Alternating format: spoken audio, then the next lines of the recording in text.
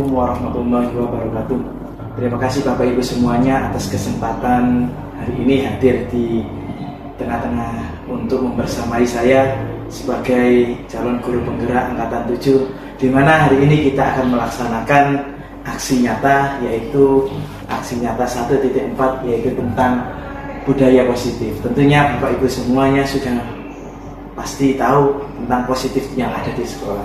Oke, sebelum itu saya perkenalkan diri. Gak kenal maka tak sayang, maka di sini saya akan mengenalkan. Nama saya Miftahul Fanani, saya dari SMP Negeri 13 Surabaya. Saya akan melaksanakan aksi nyata di mana di sini 1.4 budaya positif, diseminasi pemahaman dan pengalaman penerapan budaya positif yang ada di sekolah ini. Oke. Nah, ini profil saya. Dilanjutkan dengan tujuan diseminasi modul 1.4 budaya positif. Berbagai konsep budaya positif dan berbagi pengalaman penerapan budaya positif yang ada di sekolah saya. Saya pernah melaksanakan budaya positif yang ada di sekolah saya dan saya menerapkan segitiga restitusi.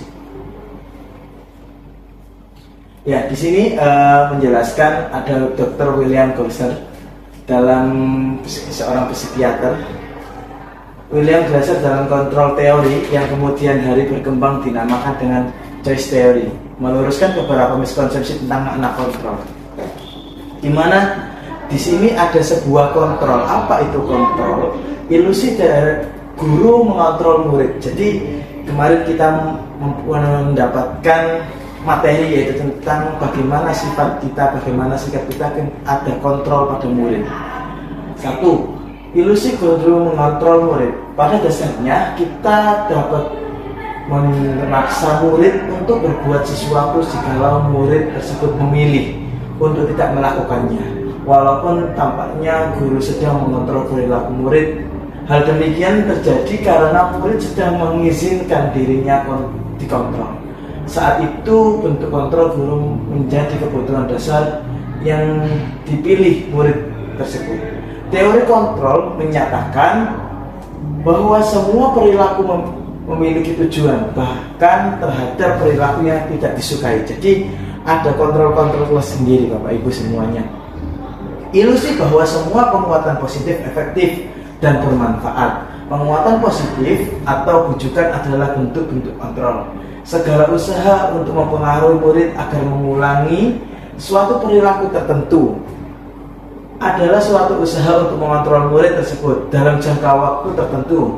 Kemungkinan murid tersebut untuk menyadarinya dan mencoba untuk menolak bujukan kita, atau bisa jadi murid tersebut menjadi tergantung pada pendapat sang guru untuk berusaha. Ilusi bahwa kritik dan membuat orang merasa bersalah dapat menguatkan karakter, di mana di sini menggunakan kritik dan rasa bersalah untuk mengontrol murid menuju pada identitas gagal.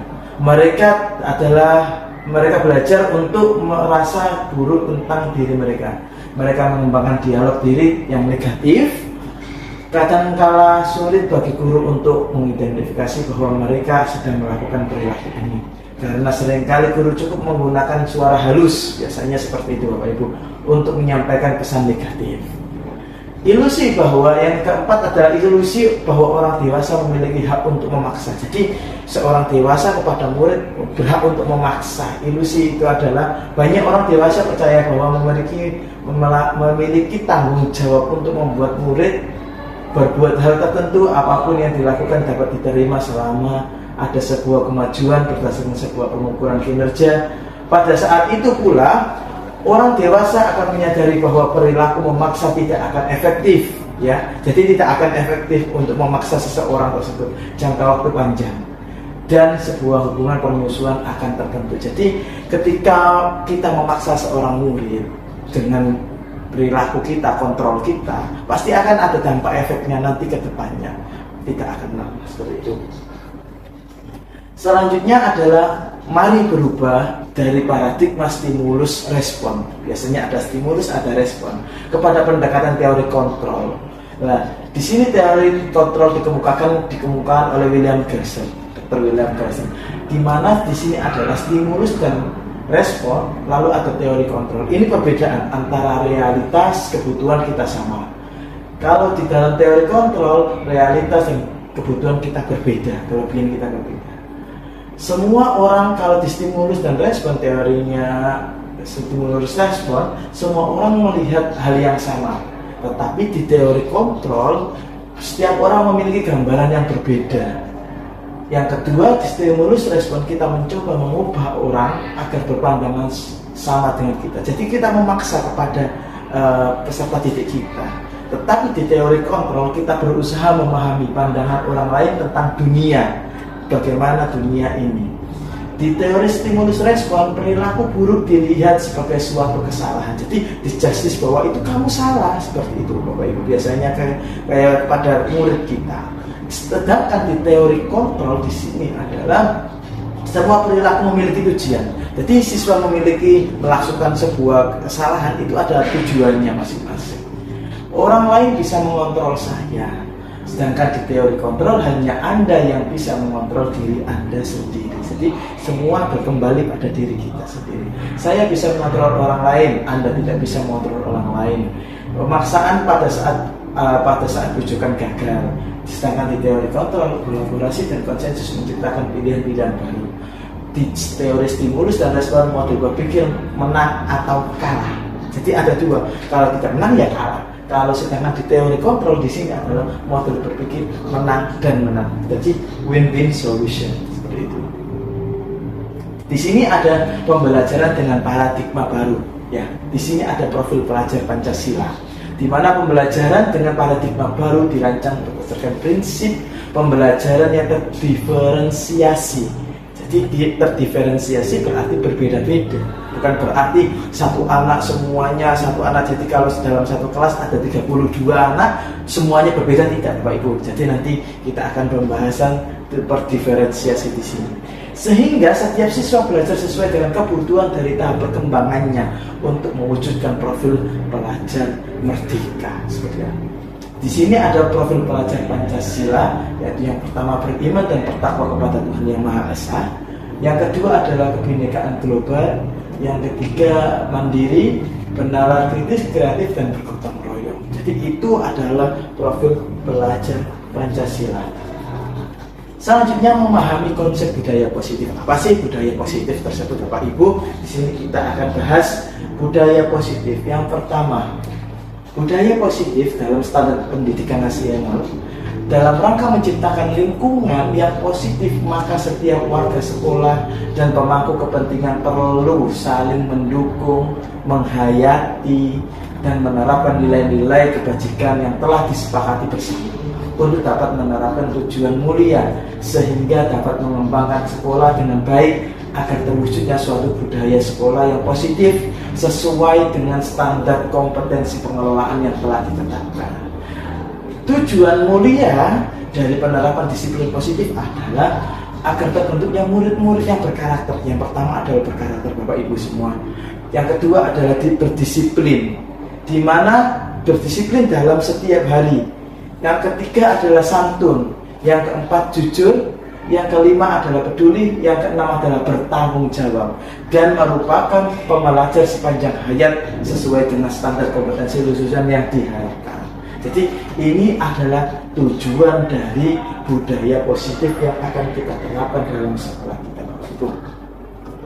Disiplin positif merupakan unsur utama dalam terwujudnya budaya positif yang kita cita-citakan di sekolah. Jadi pertama disiplin positif, setelah menjadi disiplin nanti kita akan membudaya. Seperti disiplin menurut Bapak Ibu adalah bagaimana Bapak Ibu?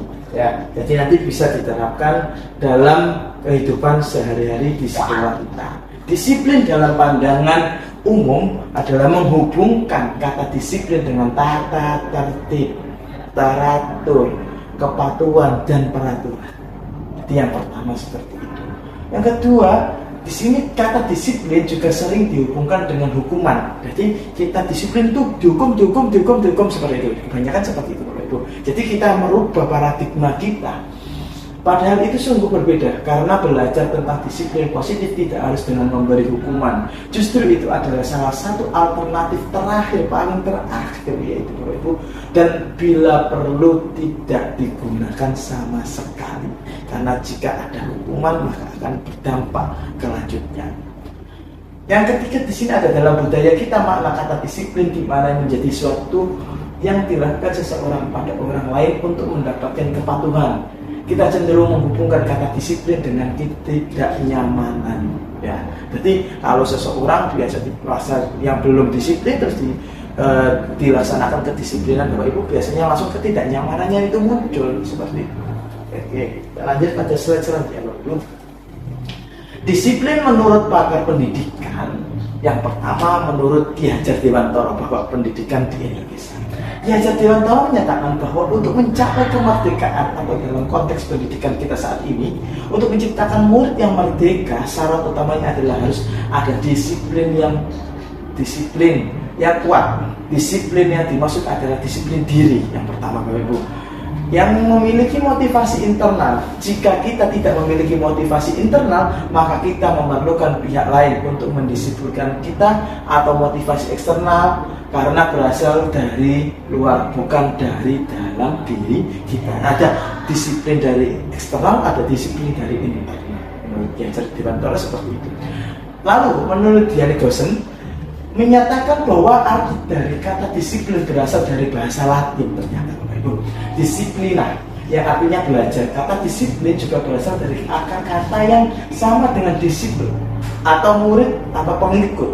Untuk menjadi seorang murid atau pengikut, seorang harus paham betul alasan mengapa mereka mengikuti suatu aliran atau ajaran tertentu. Jadi kita harus, kalau mengikuti harus paham seperti itu. Sehingga motivasi yang terbangun adalah motivasi intrinsik, bukan motivasi ekstrinsik. Kalau motivasi intrinsik, motivasi yang ada di dalam tubuh kita. Kalau motivasi ekstrinsik, motivasi yang berbagai sumber dari luar, seperti itu. Jadi ini menurut pakar pendidikan. Selanjutnya, disiplin menurut pakar pendidikan adalah pakar pendidikan Ki Hajar Dewantara dan Dian Gosen mengartikan disiplin sebagai bentuk kontrol diri. Jadi ada kontrol diri kita Bapak Ibu semua. Jadi yaitu belajar untuk kontrol diri agar dapat mencapai suatu tujuan mulia. Tujuan mulia di sini mengacu pada nilai-nilai atau prinsip-prinsip mulia yang dianut seseorang, yang kemudian disebutkan nilai-nilai kebajikan universal. Ada nilai-nilai kebajikan atau nilai-nilai kebaikan universal, yakni nilai-nilai kebajikan yang disepakati bersama, terlepas dari suku, bangsa, agama, bahasa maupun latar belakangnya. Nilai-nilai ini merupakan pondasi kita. Jadi pondasi yang ada yang akan mengakar Bapak Ibu kita dalam berperilaku dalam kehidupan sehari-hari. Sebagai pendidik, tujuan kita adalah menciptakan anak-anak yang memiliki disiplin diri, sehingga mereka bisa berperilaku dengan mengacu pada nilai-nilai kebajikan universal dan memiliki motivasi intrinsik, bukan ekstrinsik. Jadi motivasi itu intrinsik yang ada dalam tubuh kita, bukan ekstrinsik yang dari luar. Salah satunya adalah nilai-nilai kebajikan yang ingin dicapai oleh setiap anak Indonesia yang kita kenal dengan profil pelajar Pancasila, ya. Endingnya profil pelajar Pancasila adalah mempunyai anak-anak yang mempunyai karakter yang kuat, karakter yang disiplin dalam dirinya masing-masing.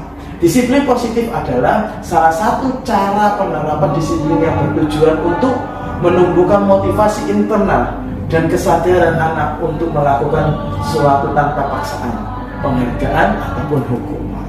Jadi itu adalah disiplin positif, bagian dari kita, bagian dari tubuh kita. Selanjutnya, teori perilaku manusia. Dian Gosen dalam bukunya Reconstructing School Discipline menyatakan ada 3 motivasi perilaku manusia. Yang pertama adalah untuk menghindari ketidaknyamanan atau hukuman. Apa yang akan terjadi apabila saya tidak melakukannya? Jadi kalau ada motivasi eksternal, jadi kalau seandainya saya tidak melakukan ini, apa sih dampaknya, apa sih konsekuensinya? Itu motivasi eksternal. Yang kedua adalah motivasi eksternal juga, untuk mendapatkan imbalan dari orang lain atau institusi, apa yang akan saya dapatkan apabila saya melakukannya. Jadi contoh seumpama ada seorang siswa jika melakukan kegiatan-kegiatan positif apa sih yang berdampak pada kita. Nah, itu salah satunya motivasi eksternal. Contoh ketika saya mengikuti suatu lomba, jadi kalau saya ingin mendapatkan ini, itu namanya motivasi eksternal, Bapak Ibu. Jadi kalau seandainya kamu rajin, kamu akan mendapatkan reward seperti ini, itu motivasi eksternal. Gitu. Yang terakhir adalah yang ketiga, motivasi internal, di mana motivasi internal ini adalah tujuan disiplin positif yang ketika untuk menghargai diri sendiri. Ya, inilah motivasi internal. Saya akan menjadi orang yang seperti apa bila saya melakukan seperti ini. Jadi kalau sudah seperti ini berarti motivasi yang ada dalam tubuh diri anak tersebut. Selanjutnya, tujuan dari disiplin positif adalah satu, menanamkan motivasi yang ketiga. Jadi motivasi intrinsik tadi, Bapak Ibu, pada murid-murid kita, yaitu untuk menjadi orang yang mereka inginkan dan menghargai diri sendiri dengan nilai-nilai yang mereka percaya. Ketika murid-murid kita memiliki motivasi tersebut yang ada dalam dirinya sendiri atau motivasi intrinsik, mereka telah memotivasi intrinsik yang berdampak jangka panjang, motivasi yang tidak akan terpengaruh pada adanya hukuman atau hadiah. Jadi kalau ada motivasi ekstrinsik akan berdampak pendek. Kalau sudah berangkat dari hati, motivasi intrinsik akan berdampak dengan panjang seperti itu. Mereka akan tetap berperilaku baik dan berlandaskan nilai-nilai kebajikan karena mereka ingin menjadi orang yang menjunjung tinggi nilai-nilai yang mereka hargai. Jadi pertanyaannya sekarang adalah bagaimana cara kita sebagai guru, ya, kita sebagai semua Bapak Ibu guru, untuk menanamkan disiplin positif yang positif ini kepada murid kita sehingga terbentuk budaya positif. Jadi dimulai dari kita, mulai kita sendiri untuk menanamkan disiplin positif dalam kita. Kita ngajar tepat waktu karena untuk menanamkan motivasi internal tugas saya. Kalau motivasi ekstrinsik, kalau seandainya kita masuk tepat waktu dan mendapatkan reward, itu akan berdampak pendek dan hanya tujuan seperti itu, tapi tidak dalam motivasi intrinsik kita. Oke. Selanjutnya Bapak Ibu, pertanyaannya sekarang adalah bagaimana cara kita sebagai guru untuk menanamkan disiplin positif yang positif ini kepada murid kita sehingga terbentuk budaya positif. Di antaranya ada beberapa hal yang perlu kita pahami. Yang satu, dihukum oleh penghargaan. Nah, apa sih maksudnya dihukum oleh penghargaan ini Bapak Ibu? Yang kedua, konsep hukuman. Bagaimana konsep hukumannya? Konsekuensi dan restitusi. Lalu yang kelima adalah lima kebutuhan dasar manusia. Apa saja 5 kebutuhan dasar manusia tersebut? Penerapan keyakinan kelas. Jadi kita mempunyai keyakinan kelas, kita mempunyai kesepakatan bersama. 5 teori kontrol. Ada 5 teori kontrol bagaimana ketika kita nanti mendapatkan siswa yang A, B, C, D dan seterusnya. Yang keenam adalah segitiga restitusi. Dihukum oleh penghargaan. Maksudnya apa? Dihukum kok bisa dengan oleh penghargaan? Di sini dihukum penghargaan adalah bahwa penghargaan berlaku sama dengan hukuman. Nah, dalam arti meminta atau membujuk seorang melakukan sesuatu, memenuhi suatu tujuan tertentu dari orang yang meminta atau membujuk, dorongan eksternal dan ada faktor ketergantungan, beberapa dampak dari pemberian penghargaan. Al-Fiqh mengatakan dihukum oleh penghargaan adalah berkelanjutan. Jadi kalau seandainya seseorang itu dihukum oleh penghargaan, dikasih reward akan berdampak apa sebenarnya? Pengaruh jangka pendek dan jangka panjang. Efek ketergantungannya seperti kita meminum obat. Kalau seandainya kita tidak minum obat, kita akan sakit dan bagaimana seperti itu. Jadi itu ada efek ketergantungannya seperti itu. Penghargaan menghukum mereka yang tidak mendapat penghargaan. Lalu penghargaan mengurangi ketepatan, di mana tidak peduli salah benar asal dapat. Penghargaan tidak efektif, kecewa dan enggan berusaha lagi dampaknya. Penghargaan merusak hubungan, menimbulkan iri dan yang lain. Jadi penghargaan itu kalau jika diberikan akan mendapatkan efek iri kepada orang lain akan berjangka pendek saja seperti itu. Itu adalah maksudnya dihukum oleh penghargaan. Selanjutnya bentuk program kebajikan, apresiasi. Dalam memberikan apresiasi pengakuan atau perlu diingat beberapa hal itu di sini. Yang pertama, beri dukungan secara khusus. Yang kedua, beri pengakuan secara pribadi. Yang ketiga, beri pengakuan kepada semua murid atau bergantian secara bergantian. Beri pengakuan secara konsisten, fokus dan pada proses. Nah, bentuk program kebajikan di sini adalah contoh pengakuan atau apresiasi kebajikan di antaranya. Kemarin saya perhatikan kamu bagaimana seperti itu, Bapak Ibu. Nilai kebajikannya adalah rasa empatimu besar sekali. Yang situasinya pada saat menolong murid baru di kelas kita. Jadi ada bentuk-bentuk untuk apresiasi. Saya menghargai kepedulianmu. Nilai kebajikannya adalah kepedulianmu pada saat kamu membantu teman-temanmu di tugas kelompok. Jadi ada ungkapan untuk menghargai dan kepedulian kepada sesama. Terima kasih untuk dan rasa tanggung jawabnya pada saat kamu memungut kertas yang terserahkan di lantai. Itu di sini adalah contoh pengakuan atau apresiasi kebajikan. Konsep hukuman, konsekuensi dan restitusi. Jadi di sini ada konsep hukuman dan restitusi. Apa sih restitusi itu, Bapak Ibu? Kita hukuman. Yang pertama hukuman, konsekuensi dan restitusi. Di sini ada hukuman. Hukuman bersifat tidak terencana atau tiba-tiba spontan, Bapak Ibu semua. Jadi biasanya kalau kita kamu kok seperti ini, kamu kok seperti ini. Ya, itu anak atau murid tidak tahu apa yang akan terjadi dan tidak dilibatkan. Hukuman yang bersifat satu arah dari pihak guru yang memberikan dan murid hanya menerima satu hukuman tanpa melalui suatu kesepakatan. Jadi tidak ada kesepakatan terlebih dahulu, langsung dihukum saja. Nah, itu nanti akan mendapatkan dampak yang negatif seperti itu. Atau penghargaan dari pihak guru, baik sebelumnya atau sesudah riwayat tersebut itu.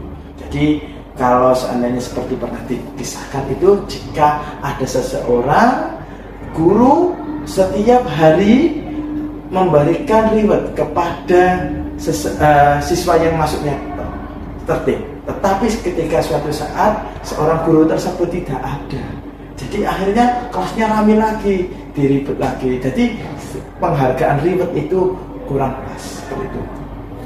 Konsekuensi sudah terencana atau sudah disepakati. Jadi hukuman ada seperti tata tertib dan lain-lainnya. Konsekuensi jadi sudah dibahas dan disetujui oleh murid dan guru. Umumnya terbentuk konsekuensi dibuat oleh pihak guru sekolah atau sekolah, dan murid sudah mengetahui sebelumnya konsekuensi yang akan diterima bila ada pelanggaran di sini.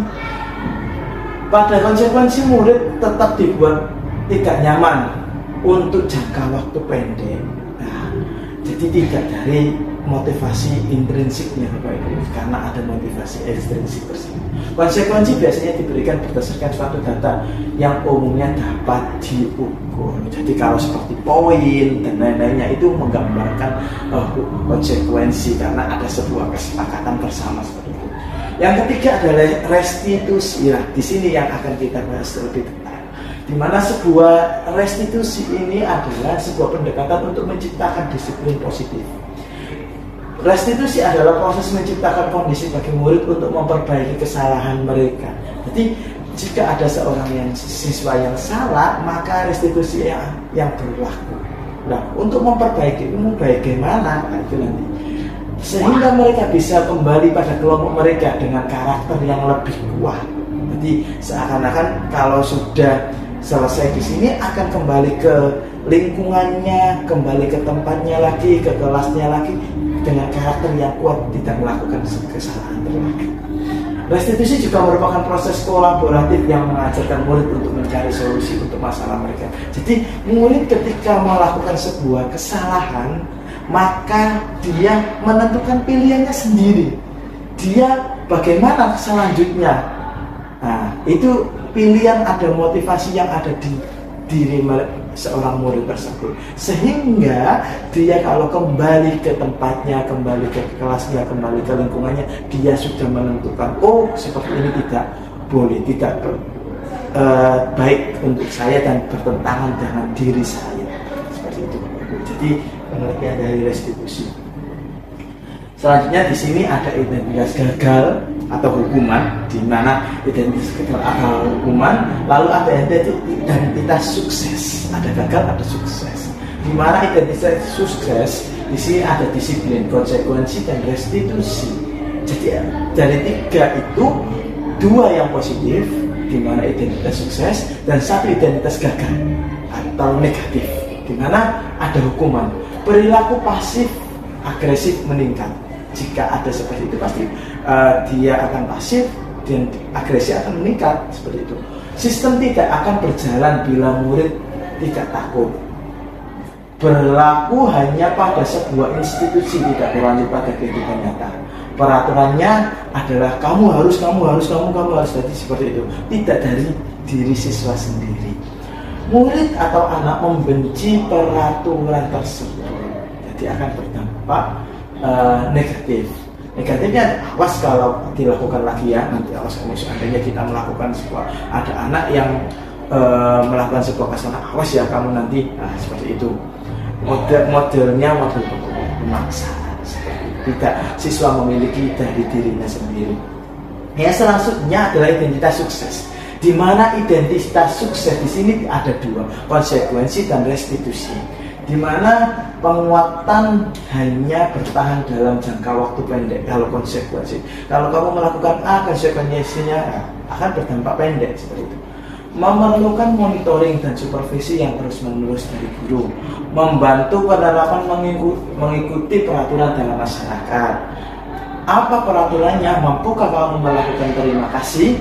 Murid atau anak menghormati peraturan. Jadi ini di sini akan menjadi netral. Lakukan apa yang saya katakan. Jadi motivasi itu ada dari seorang kedua atau seorang bapak ibu guru lalu kepada siswanya untuk menetralkan saja. Lalu ada teorinya stimulus respon.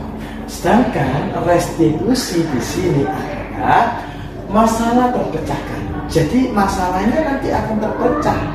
Masalah akan menjadikan ada solusi.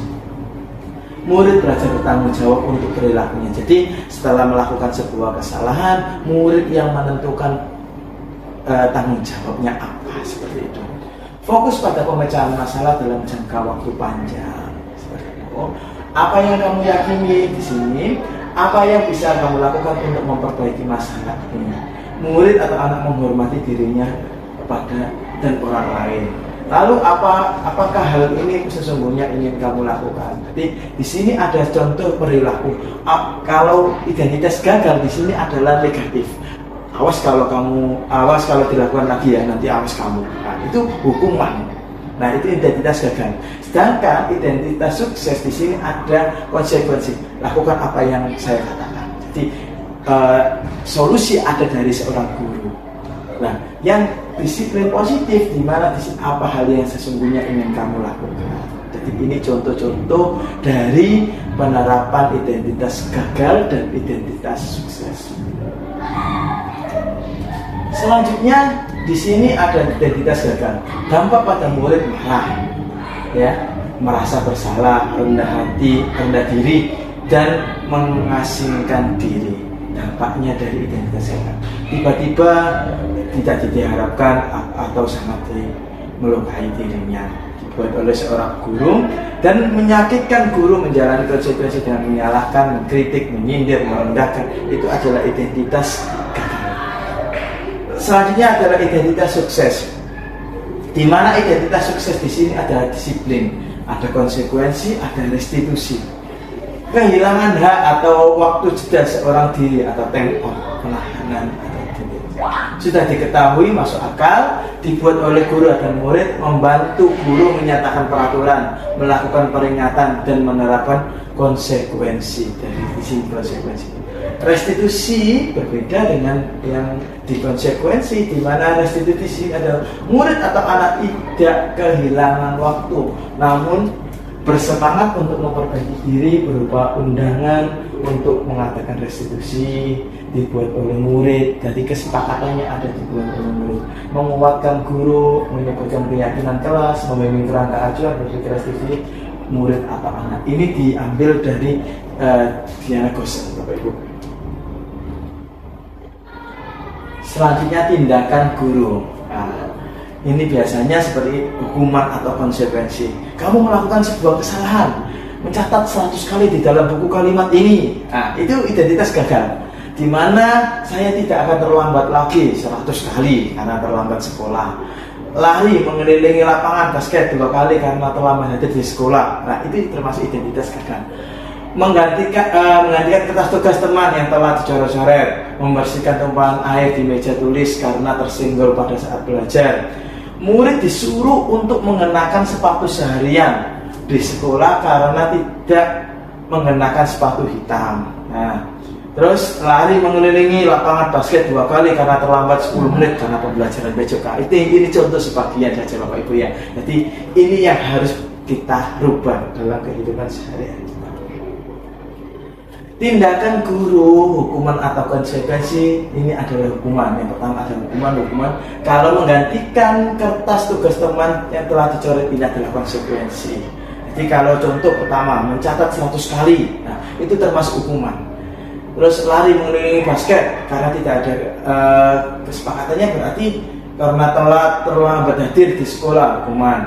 Murid diminta dengan spontan ini Bapak. Jadi kalau murid diminta push up 15 kali karena tidak menggunakan masker ke sekolah, itu adalah sebuah hukuman. Menggantikan kertas tugas teman yang telah dicoret-coret, ini adalah sebuah konsekuensi. Jadi di mana konsekuensinya dia harus menggantikan. Membersihkan tumpahan air di meja karena tersinggol pada saat belajar, ini adalah juga sebuah konsekuensi. Murid disuruh untuk mengenakan sepatu seharian di sekolah karena tidak mengenakan sepatu hitam, adalah sebuah hukuman. Mengelilingi lapangan basket 2 kali karena telah terlalu pembelajaran BCUK, ini adalah sebuah konsekuensi. Nah, di selanjutnya adalah penerapan keyakinan kelas. Jadi keyakinan ini adalah kesepakatan yang dilaksanakan bersama di dalam kelas. Kesepakatan ini antara siapa? Antara seorang guru dan murid. Pertanyaan pematik, mengapa keyakinan kelas? Di sini Bapak Ibu, mengapa keyakinan kelas? Mengapa tidak peraturan kelas saja? Nah, keyakinan dan peraturan, nah ini nanti yang akan kita bedah. Konsep keyakinan kelas 1. Mengapa kita memiliki peraturan tentang penggunaan helm pada saat mengendarai kendaraan roda 2 atau motor? Di sini kemungkinan jawaban Anda adalah untuk keselamatan. Biasanya seperti itu Bapak Ibu. Yang kedua, mengapa kita memiliki peraturan tentang penggunaan masker dan mencuci tangan setiap saat? Kemungkinan jawaban Anda adalah kesehatan atau keselamatan. Itu jawabannya. Nah, sedangkan di sini konsep keyakinan adalah nilai-nilai keselamatan atau kesehatan. Inilah yang kita sebut sebagai suatu keyakinan kita, di mana nilai-nilai kebajikan universal yang disepakati secara tersirat dan tersurat lepas dari latar belakang suku, negara, bahasa maupun agama, seperti keadilan, kehormatan, peduli, integritas, kejujuran, pelayanan, keamanan, kesabaran, tanggung jawab mandiri, berprinsip pada keselamatan, kesehatan, dan lain-lain sebagainya. Peraturan, kembalikan barang ke tempat. Contoh seperti itu. Dilarang mengganggu orang lain. Nah, contohnya peraturan seperti itu. Nilai-nilai kebajikan yang dituju. Nah, mengapa keyakinan kelas? Mengapa tidak peraturan kelas? Kembali karena untuk mendukung tumbuhnya motivasi intrinsik, motivasi yang ada dalam tubuh kita, Bapak Ibu. Dengan kembalikan nilai-nilai atau keyakinan diharapkan akan lebih mengarahkan seseorang dibandingkan mengikuti serangkaian peraturan-peraturan yang ada. Jadi lebih baik ada keyakinan-keyakinan kita bersama. Hal-hal yang perlu diperhatikan dalam pembentukan keyakinan kelas. Yang pertama, satu adalah Bapak Ibu, keyakinan kelas bersifat lebih abstrak daripada peraturan yang lebih rinci dan konkret. Keyakinan kelas berupa pernyataan-pernyataan universal. Pernyataan keyakinan kelas senantiasa dibuat dalam bentuk positif, ya, tidak boleh dalam bentuk negatif atau hukuman atau sebagainya. Keyakinan kelas hendaknya tidak berlalu banyak sehingga mudah diingat dan dipahami oleh semua warga kelas. Nggak usah dari awal A, B, C, D sampai A, Z, nggak usah. Yang penting paham, jelas, dan dilaksanakan bersama. Keyakinan kelas sebaiknya sesuatu yang dapat diterapkan di lingkungan tersebut, di lingkungan kelas maupun ke sekolah. Semua warga kelas hendaknya ikut berkontribusi dalam pembuatan keyakinan kelas lewat kegiatan curah pendapat atau pendapatmu apa, seperti itu. Bersedia meninjau kembali keyakinan kelas dari waktu ke waktu. Jadi kalau belum efektif maka ditinjau ulang keyakinan kelas tersebut. Boleh dilaksanakan untuk mengevaluasi. Lanjutnya adalah 5 kebutuhan dasar manusia. Apa saja 5 kebutuhan dasar manusia, Bapak Ibu? Kita lihat di sini 5 kebutuhan dasar manusia, di mana seluruh tindakan manusia memiliki tujuan tertentu. Semua yang kita lakukan adalah usaha terbaik kita untuk mendapatkan apa yang kita inginkan. Nah, ketika kita mendapatkan apa yang kita inginkan, sebetulnya saat itu kita sedang memenuhi satu atau lebih dari satu kebutuhan dasar kita, yaitu kebutuhan untuk bertahan hidup. Yang pertama, survival. Kasih sayang dan rasa terima kasih, love and belonging. Yang ketiga adalah kebebasan atau freedom. Yang keempat adalah kesenangan atau fun. Dan yang terakhir adalah penguasaan atau power. Di mana di sini adalah kasih sayang dan rasa terima kasih. Di sana ada penguasaan. Di sini adalah kesenangan, ada kebebasan, dan di sini di tengah-tengah ini adalah bertahan hidup, Bapak Ibu. Jadi ini adalah 5 kebutuhan dasar dari manusia. 5 kebutuhan dasar ini, ketika seorang murid melakukan suatu perbuatan yang bertentangan dengan nilai-nilai kebajikan atau nilai-nilai yang terkandung dalam diri kita untuk kebaikan, atau melanggar peraturan, hal itu sebenarnya dikarenakan mereka gagal. Jadi murid itu gagal memenuhi kebutuhan dasar mereka. Di antara yang paradigma itu yang kita rubah harus adalah jika seorang itu melakukan sebuah kesalahan, maka dia 5 kebutuhan dasar manusia ini ada yang off satu, seperti itu, Bapak Ibu. Jadi sebetulnya untuk memenuhi kebutuhan dasar mereka,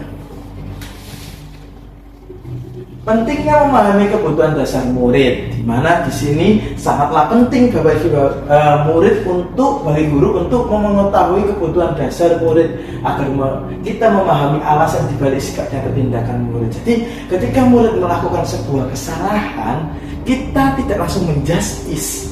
Oh, kamu gini ya. Tidak. Tetapi kita menanyai terlebih dahulu, kenapa kamu melakukan seperti itu, dan ditanya kembali. Untuk tindakan yang berlawanan dengan nilai kebajikan, maka perlu kita perhatikan untuk dicari solusinya, Bapak Ibu. Karena kalau diabaikan akan menciptakan lingkungan yang kurang kondusif bagi siswa yang lain, jadi akan melebar dampaknya kepada siswa yang lain. Cara menemukan solusi yang pertama, 1, tidak langsung dijustifikasi, tidak langsung dihakimi kepada murid tersebut. Yang pertama adalah mengajak anak untuk berdialog secara reflektif tentang kesalahannya melalui pendekatan disiplin positif, yakni menumbuhkan motivasi intrinsik, motivasi yang ada dalam tubuhnya dia, motivasi yang ada dalam kerangkanya sendiri orang murid itu tersebut, berupa nilai-nilai kebajikan sebagai landasan dalam bertindak. Yang kedua adalah melibatkannya dalam kegiatan yang memberi peluang murid tersebut membuat pencapaian yang berarti. Jadi melibatkan murid tersebut dalam hobinya atau minatnya tersebut. Oke. Yang ketiga adalah membangun hubungan yang bisa membangun kepercayaan dan keintiman dengan anak. Jadi membangun hubungan antara seorang guru dan siswa. Jadi lebih akrab, lebih dekat. Kenapa kamu melakukan sebuah kesalahan seperti ini, seperti ini. Gitu. Yang keempat adalah membentuk pembelajaran berdiferensiasi, pembeda dengan yang lainnya. Nah, di sini sesuai dengan kebutuhan seorang pelajar atau seorang murid. Nah, ada 4 tersebut cara melakukan solusinya. Contoh kasus seperti ini. Ibu Ambar, Guru wali kelas 2A di SD Pelita Hati sedang bingung menghadapi ulah salah satu murid di kelasnya. Doni, beberapa anak di kelas 2A telah datang padanya dan mengalukan Doni yang seringkali meminta bekal makan siang dengan paksaan. Jadi seakan-akan kayak aku jaluk, seperti itu Bapak Ibu ya. Jadi meminta-minta kepada anak yang lainnya. Jika Anda menghadapi situasi seperti Ibu Ambar, apa yang Anda lakukan? Menurut Anda kira-kira apa alasan Doni melakukan hal itu? Jadi tidak langsung kamu itu jalukan, kamu seperti ini, kamu seperti ini. Jadi tidak langsung menghakimi, tidak langsung menjustis Bapak Ibu. Tapi kita untuk menanyakan terlebih dahulu kenapa seperti itu. Identifikasi kebutuhan. Satu, karena ia lapar mungkin dan orang tuanya tidak membawakan bekal makanan siang. Maka kebutuhan dasar yang sedang berusaha dipenuhi oleh Doni, ya, dari Doni yang minta-minta tadi Bapak Ibu, adalah kebutuhan untuk bertahan hidup atau survival. Jadi kalau dia tidak makan lapar Bapak Ibu. Jadi karena dia diberikan hanya uang sebagian saja, tidak bisa untuk membeli bekal makanan siang. Karena dia merasa senang temannya jadi memperhatikan dia. Ketika temannya melaporkan tindakan itu pada gurunya dan gurunya memberitahu orang tuanya sehingga orang tuanya jadi memperhatikan dia. Maka kebutuhan dasar yang sedang dipenuhi Doni adalah kebutuhan akan kasih sayang dan rasa terima kasih. Yang ketiga adalah karena dia merasa hebat, karena temannya jadi takut. Jadi Doni kalau minta atau mempesi kepada orang lain itu dia merasa hebat, temannya sampai takut. Jadi dengan dia menuruti keinginannya, maka sebetulnya Doni sedang berusaha memenuhi kebutuhan dasarnya akan kekuasaannya. Jadi dari 5 kebutuhan dasar manusia tadi. Lalu karena dia merasa bosan dengan bekal makanan yang dibawakan oleh orang tua itu aja Bapak Ibu, ingin mencoba makanan temannya yang beraneka ragam. Mungkin kalau punyanya temannya tadi 4 sehat 5 sempurna, kalau hanya punya Doni hanya nasi dengan tahu tempe saja, mungkin seperti itu.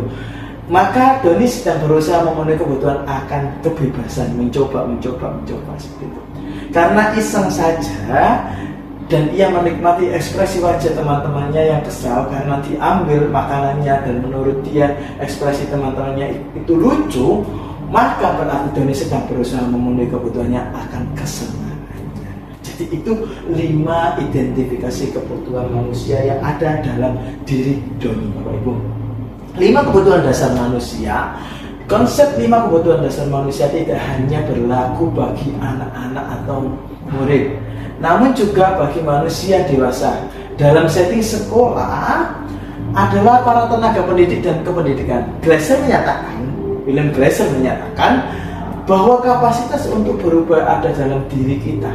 Jika kita dapat mengidentifikasi kebutuhan 5 kebutuhan dasar manusia atau kebutuhan murid, apa yang mendorong perilaku kita, maka perubahan perilaku positif dapat dimulai dengan mencari solusi untuk memenuhi kebutuhan tertentu dengan cara yang positif. Jadi 5 kebutuhan dasar manusia jika dilaksanakan semuanya, maka akan menjadikan timbul kebutuhan yang positif.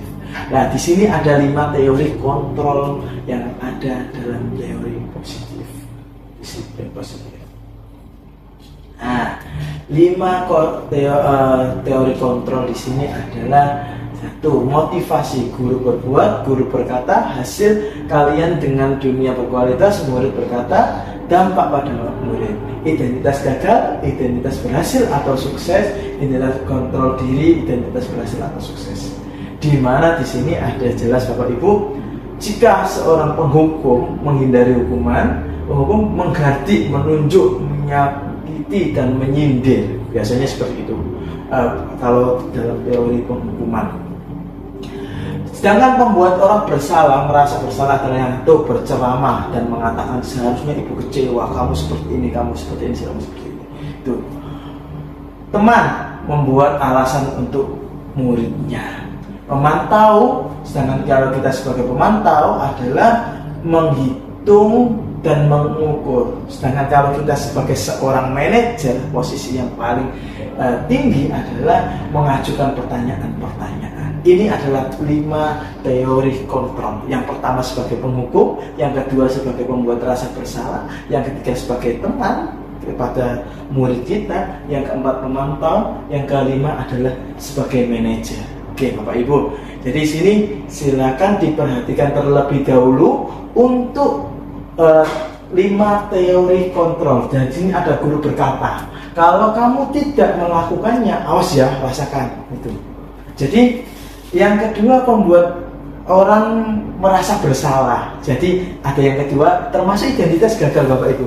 Jadi identitas gagal di mana seharusnya kamu sudah tahu, ibu lelah sekali mengatakan ini, ibu stres, ibu pusing. Nah seperti itu Bapak Ibu, itu termasuk identitas gagal. Jadi yang terakhir adalah kita sebagai teman. Nah teman itu bagaimana? Ayolah lakukan seperti ini demi ibu. Nah itu kita sebagai teman, berilah kita posisi kontrolnya sebagai teman. Sedangkan posisi kontrolnya sebagai pemantau di sini adalah apa peraturan? Di bagaimana sekolah ini mempunyai peraturan seperti itu adalah sebagai pemantau. Sedangkan manajer adalah apa yang kita yakini, apa yang bisa kita kerjakan untuk memperbaiki masalah ini. Jadi ada komunikasi 2 arah, ya. Kalau komunikasi 1 arah namanya khutbah Bapak Ibu, ya seperti itu. Jadi ada komunikasi 2 arah di antara seorang murid dan seorang guru. Ketika posisi 5 teori kontrol di sini. Oke, kita lanjutkan. Pernyataan atau kalimat di sini Bapak Ibu ya, nanti Bapak Ibu akan menyatakan di sini siapa yang mengatakan saya kecewa sekali dengan kamu. Apa itu? Kamu tidak pernah benar melakukannya. Ayolah lakukan demi saya ya. Apa kamu mendapatkan stiker bintang hari ini? Bagaimana kamu bisa menyelesaikan? Ini adalah pernyataan kalimat. Dan di sini siapa yang mengatakan? Ya, dari Bapak Ibu. Nah, di sini siapa yang menyatakan bagaimana 5 teori posisi kontrol tadi Bapak Ibu? Saya kecewa sekali dengan kamu, membuat orang merasa bersalah. Kamu tidak pernah benar melakukannya. Kita sebagai penghukum, kamu nggak tahu benar, kamu nggak tahu gini. Nah, sebagai penghukum, ayolah lakukan demi Bapak atau Ibu. Jadi kita anggap sebagai teman. Lalu apakah kamu mendapatkan stiker bintang hari ini? Nah, itu sebagai pemantau. Nah, kamu dapat stiker bintang enggak hari ini? Kamu melakukan sebuah kebaikan seperti itu. Nah, bagaimana kamu bisa menyelesaikan masalah ini? Jadi bisa Pak seperti itu. Nah, jadi kalian akan seperti ini. Itu sebagai manajer. Yang terakhir adalah kamu selalu paling yang terakhir. Itu sebagai penghukum. Kamu mengerjakan ini pasti telat, pasti kamu ini terakhir sendiri. Nah, seperti itu. Di sini ada segitiga restitusi. Ya, segitiga. Di mana segitiga di sini adalah segitiga 1, 2, 3. Di mana segitiga restitusi itu apa? Nah, di sini segitiga restitusi Bapak Ibu. Apa itu segitiga restitusi? Ya, di sini kita lihat. Restitusi adalah proses menciptakan kondisi bagi murid untuk memperbaiki kesalahan mereka sehingga mereka bisa kembali pada kelompok mereka dengan karakter yang lebih kuat. Jadi ketika melakukan sebuah kesalahan, kembali ke lingkungannya, kembali ke tempatnya dengan karakter yang kuat. Dia sudah bisa survive. Nah, seperti itu. Sehingga mereka bisa kembali pada lebih kuat. Restitusi juga merupakan proses kolaboratif yang mengajarkan murid untuk mencari solusi untuk masalah mereka. Jadi keputusan akhir itu bukan dari kita, sebagai seorang guru, tapi dari siswa sendiri, dari murid sendiri untuk menentukan tindak lanjutnya. Membantu mereka berpikir tentang orang seperti apa yang mereka ingin menjadi tujuan mulia, dan bagaimana mereka harus memperlakukan orang lain, Bapak Ibu. Jadi bagaimana segitiga restitusi ini dijalankan? siswa memiliki sebuah keyakinan tersendiri, siswa menentukan jawabannya. Nah, bagaimana itu melatih, tidak menghakimi siswa, kamu harus begini, tidak. Tapi segitiga restitusi adalah untuk melatih pemikiran dia dan komunikasi kita dua arah. Selanjutnya ciri-ciri restitusi. Nah, ada 9 ciri-ciri restitusi. Bukan untuk menebus kesalahan, namun belajar dari kesalahan. Kalau menebus kesalahan, saya melakukan ini Pak, saya tak gini, enggak.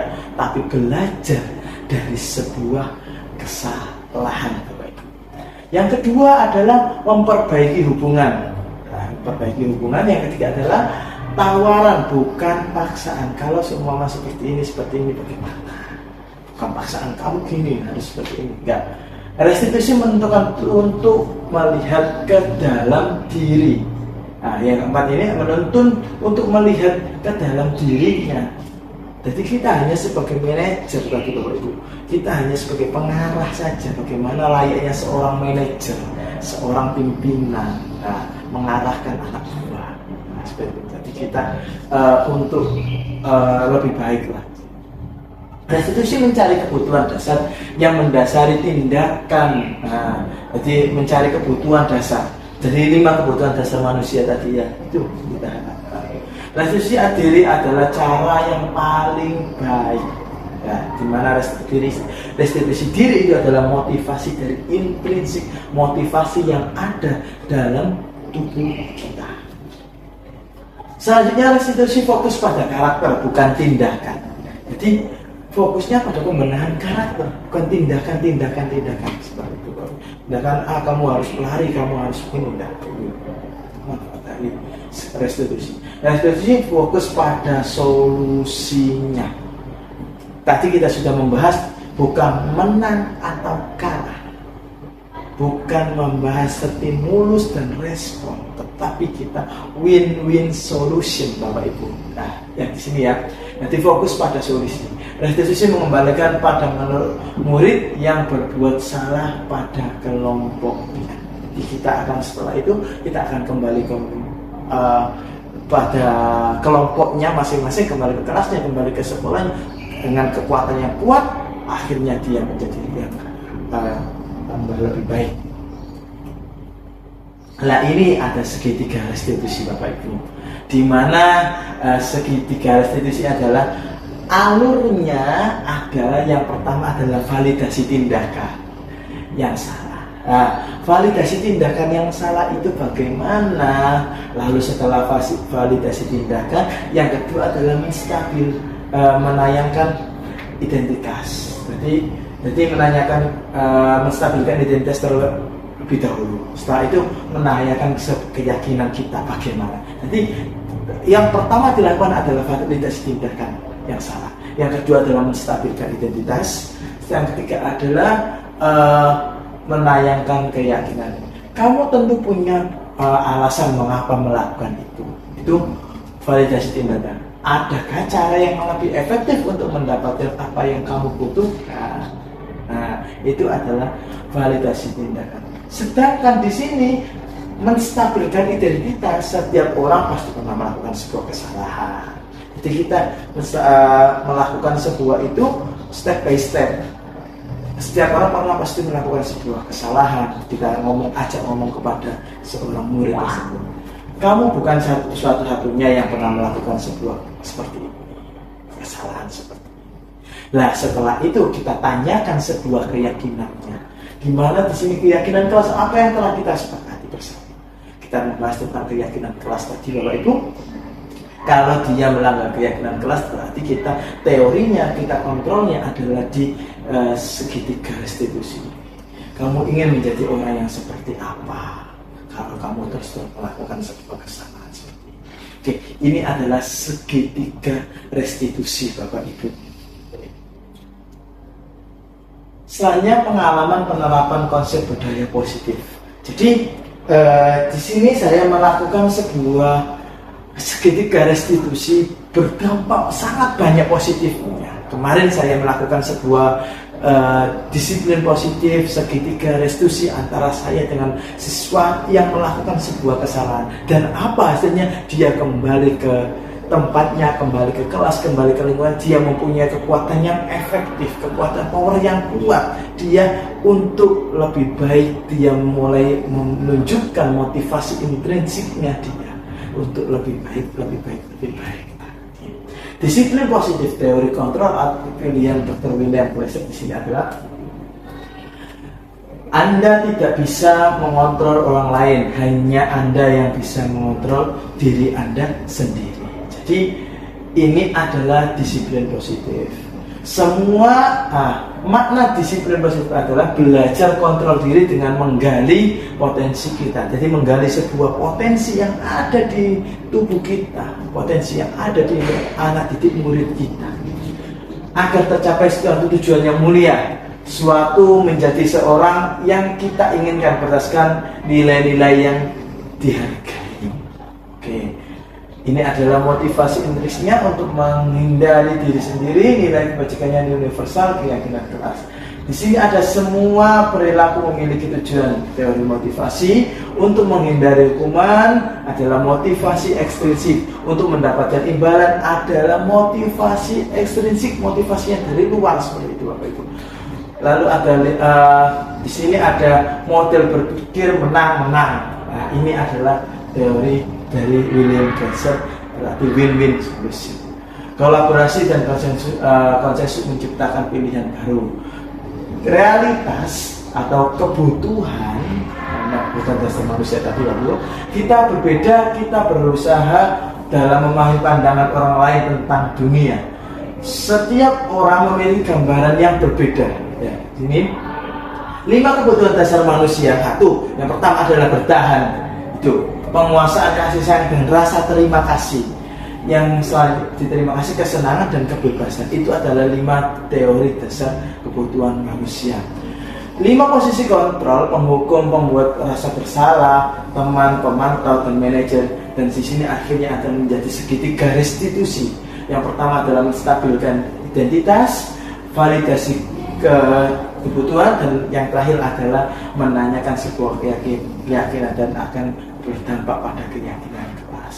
Ini adalah teori dari Dr. William Glasser tentang teori positif, teori kontrol, teori pilihan. Kita tidak lagi menggunakan stimulus dan respon, tapi kita ada namanya teori kontrol dalam proses guru pembela, Bapak Ibu.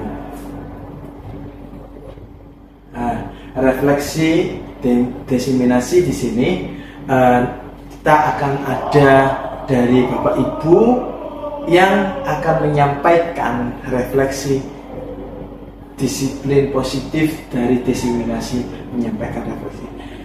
Dari sini kita tutup, Bapak Ibu.